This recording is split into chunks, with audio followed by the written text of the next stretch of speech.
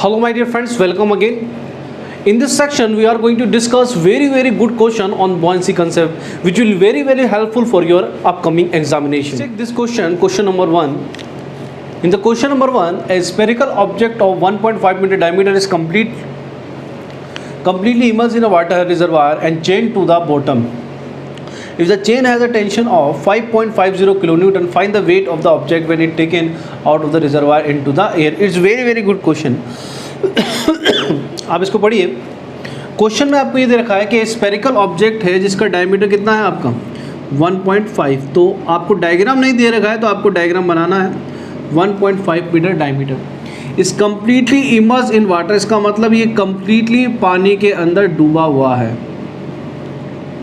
It's like this, completely immerse in water.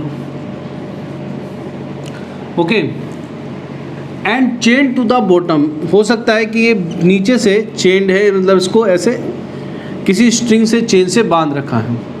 Bottom से इसको ऐसे बांध रखा है, that is chain to the bottom.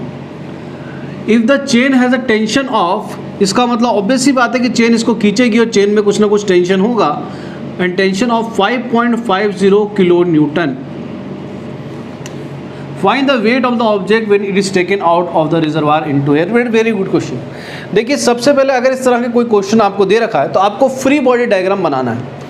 My dear friends, सबसे पहले एक बात बताइए कि ये जो स्पेयर होगा इसको हमने बाहर दिखाया, तो चेन इसको नीचे की तरफ पुल करी होगी तभी चेन में टेंशन आया होगा. अगर नीचे की तरफ पुल नहीं कर रही होती, इसका वेट ज़्यादा होता, टेंशन 0 होता. ओके, प्लस इसके ऊपर एक बॉयंसी फोर्स लग रहा होता जो कि इसको ऊपर की तरफ पुल करेगा, that is buoyancy force.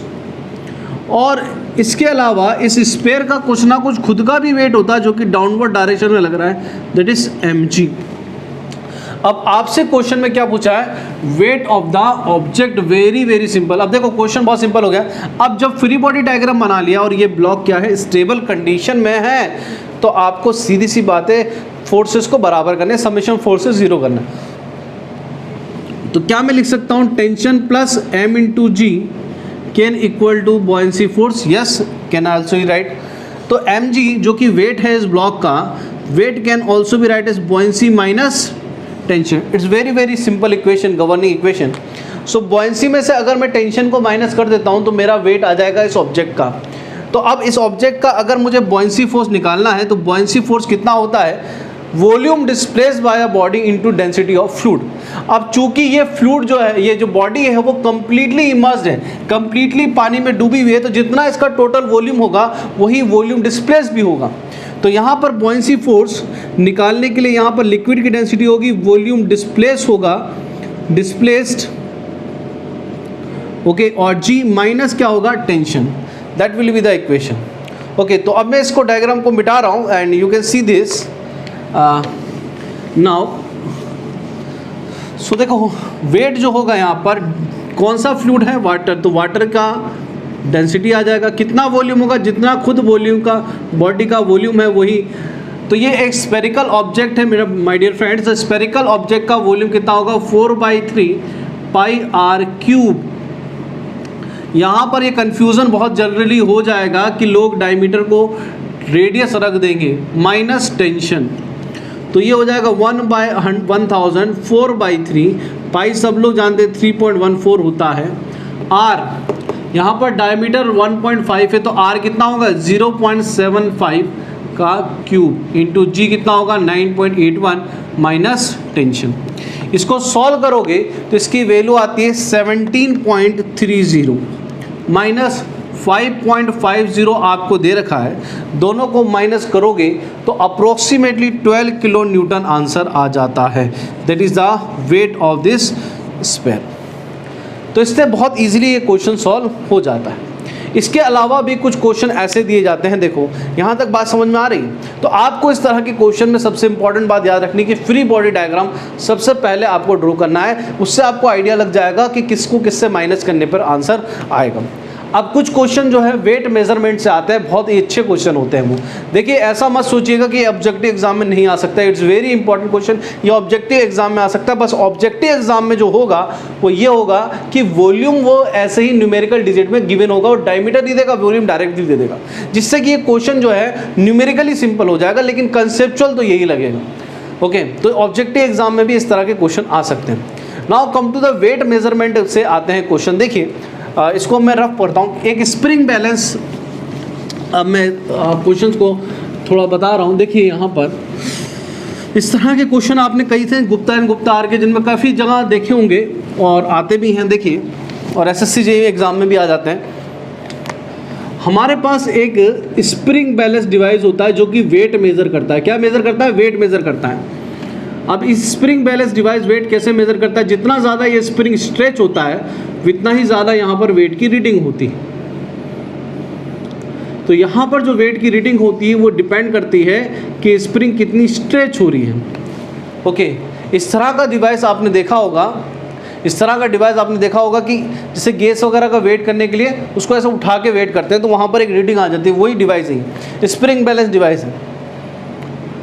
So basically होता क्या है कि अगर सिंपली ऑब्जेक्ट इससे कनेक्टेड है तो जो ऑब्जेक्ट का वेट होगा वही यहाँ पर टेंशन होगा, बिकॉज ऑब्जेक्ट इसको खींचेगा। तो अगर मैं इस स्प्रिंग का डायग्राम बनाऊं तो इस स्प्रिंग में क्या होगा कि ये टेंशन इसको ऐसे खींचेगा और जितना टेंशन इसको लगेगा वही इसकी यहाँ पर क्या हो जाएगी? रीडिंग हो जाएगी। तो बेसिकली इस वायर में जितना टेंशन आता है वही यहाँ पर क्या होती है? रीडिंग होती है।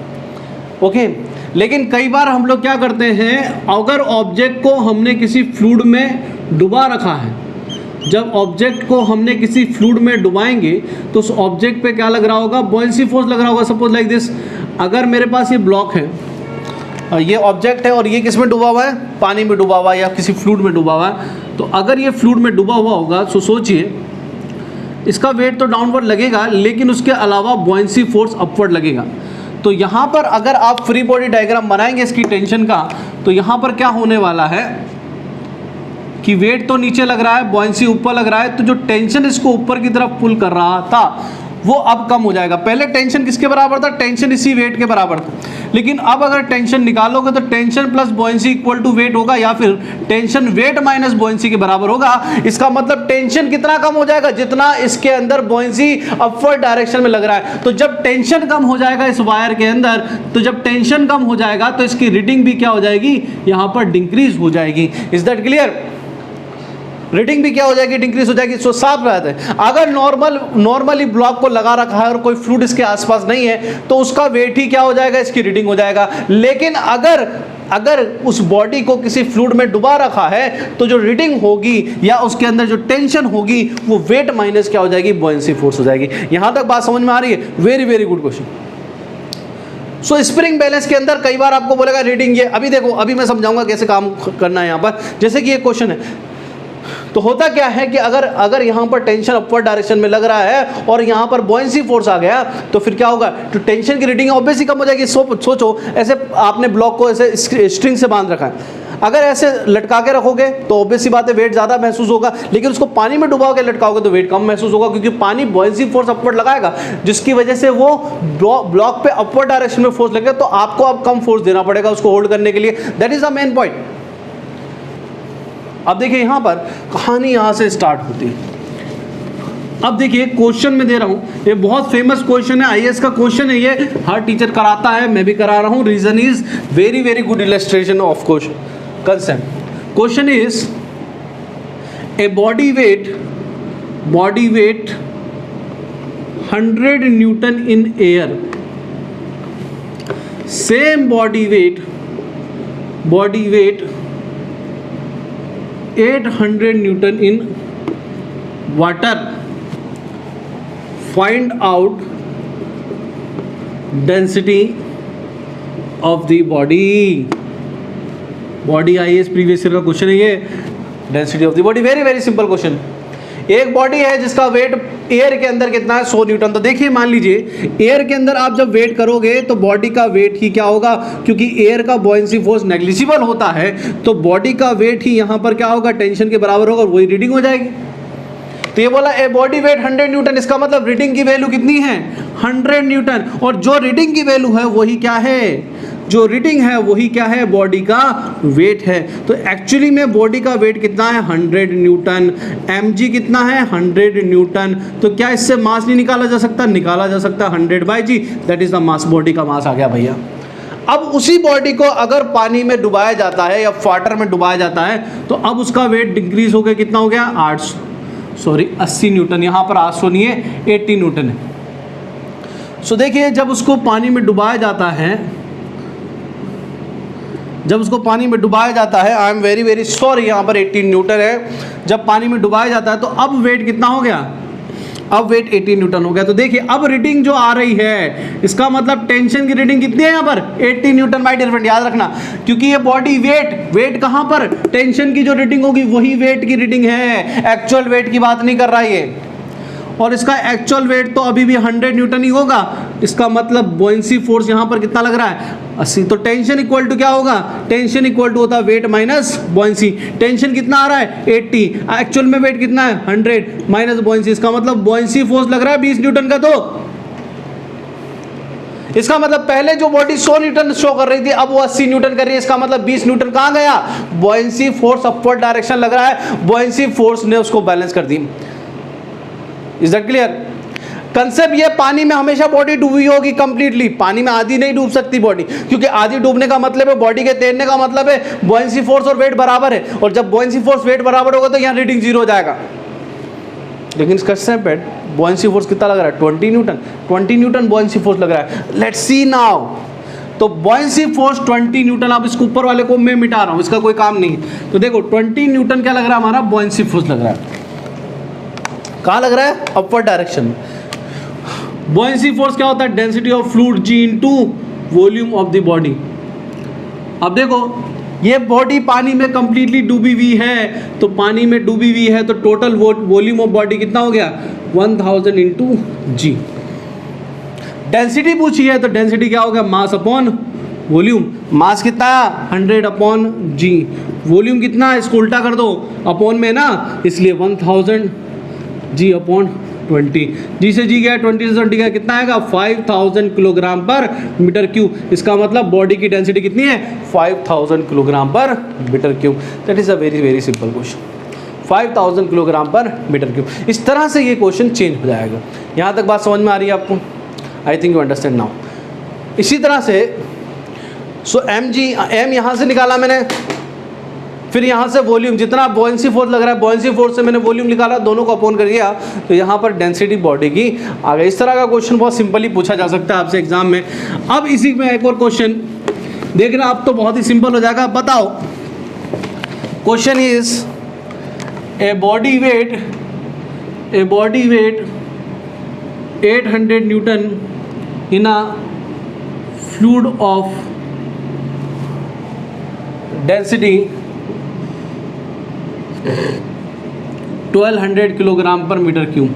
Same body weight 1200 newton in a fluid of density 1200 newton in a fluid of density 800 kilogram per metre cube.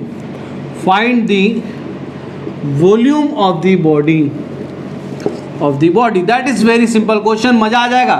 देखिए ऑब्वियस सी बात है कि पहले बॉडी का वेट 800 न्यूटन था, अब कितना है 1200 न्यूटन। इसका मतलब वेट डिक्रीज हो गया, और वेट कब डिक्रीज होगा, जब बॉयंसी फोर्स लगेगा।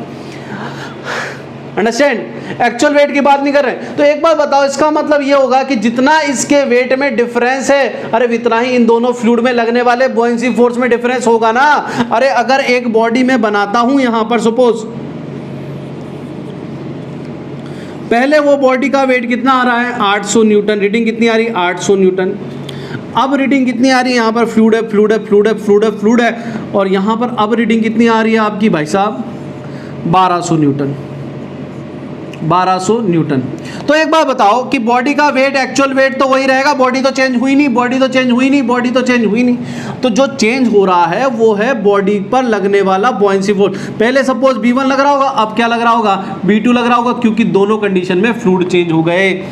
तो जितना यहाँ पर रीडिंग का डिफरेंस आएगा, अगर मैं इसको एक्चुअल डायग्राम बना के दिखाऊं तो T इक्वल टू क्या होगा W माइनस B1, इसको T1 बोल दो। यहाँ पर T2 इक्वल टू क्या होगा W माइनस B2। यहाँ पर दो इक्वेशन बन रही हैं, तो T1 इक्वल टू हो रहा है W minus B1, T2 equal to हो रहा है W माइनस B2, दोनों को माइनस माइनस प्लस करेंगे तो क्या होगा, इससे कैंसिल आउट हो जाएगा, T2 minus T1, B2 minus B1। Clear है यहाँ तक? T2 कितना आ रहा है यहाँ पर, T2 है भैया 1200, T1 कितना है 800। पहले वाले फ्लूइड में डेंसिटी में ही तो चेंज हो, वॉल्यूम तो सेम रहेगा, तो डेंसिटी ऑफ फर्स्ट वाले फ्लूइड सेकंड वाले फ्लूइड की डेंसिटी माइनस फर्स्ट वाले फ्लूइड की density into G into volume, तो ये हो जाएगा 400। फर्स्ट वाले फ्लूइड की डेंसिटी कितनी है, सेकंड वाले फ्लूइड की डेंसिटी कितनी है आपकी यहाँ पर, मतलब fluid of density 800, okay, minus